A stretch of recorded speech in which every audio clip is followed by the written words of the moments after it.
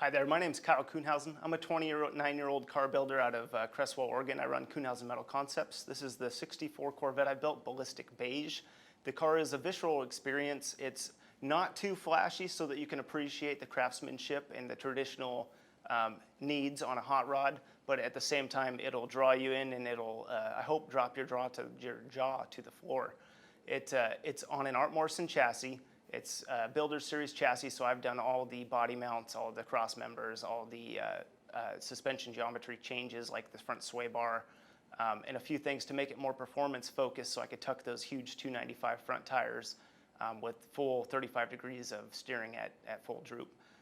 The car has 53% rear weight biased, and it's 47 front at about 3,300 pounds wet.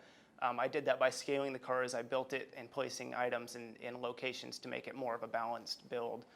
Everything underneath is the real deal. It's got all the right equipment, as you'll see. I really love the brake ducting. The rear brake ducts are fed off a dual NACA duct from the bottom, catching all that clean air and feeding it out scat tubes to the rear brakes directly into the center of the hub, and then 3D printed bits all along the way to package all that stuff just the way I like to do it.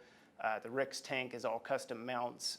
Everything's got holes, Swiss cheese flared holes. Any place I could put my little spin on it or craftsman detail.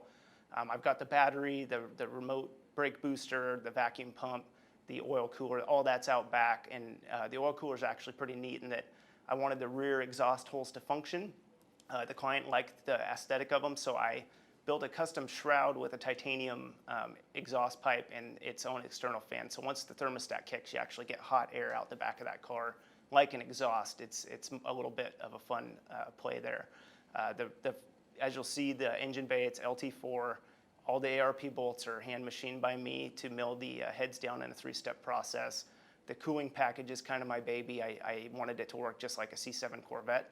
And so I made it scoop from the bottom, expel out the front, and did all sorts of custom shrouding up front to make sure that that car really cools. All the air that hits the front of that car either has to feed the supercharger and the radiator coolers, or if it feeds to the front brakes through frame brake ducts where I've swedged out the front of the frame. It's pretty intricate, cool stuff. The twin swirl pots are kind of my baby. The supercharger system actually has a power steering reservoir encapsulated in it.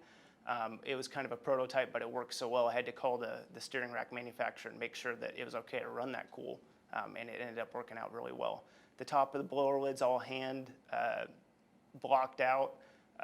The firewall's totally bespoke, as well as the wheel wells and the rear tub and the driver's floorboard where I've pushed it down to actually fit a tall man. I built all the bucks for that, did all the glass on that. All the body gaps are staked. Everything's smooth, everything's touched. The front bumpers are sectioned 1 inch over factory, as well as being tucked 1.5 inches on the sides, so you get more clean air at that radiator, all the while not just moving the inner bars in like everybody likes to do. Everything about this car is functional. I'm incredibly proud of it. The interior has all the cool James Bond bits. You pop the passenger seat out, you've got electronic panel service access, lead hammer access for the knockoffs.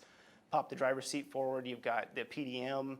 Pop the glove box down, you've got a paddle shift 3D printed thing I came up with. The stereo pulls out, and it's business cards behind there. I've actually machined off the back in 3D printed parts so it looks factory, but you pull the missiles lever and an LED light actually hits my business cards. The brake bias is in the dash too. It's all made to look like factory. Everything is upgraded. All the rear interior is molded the way I think it should have been. It's aluminum bead rolled panels wrapped.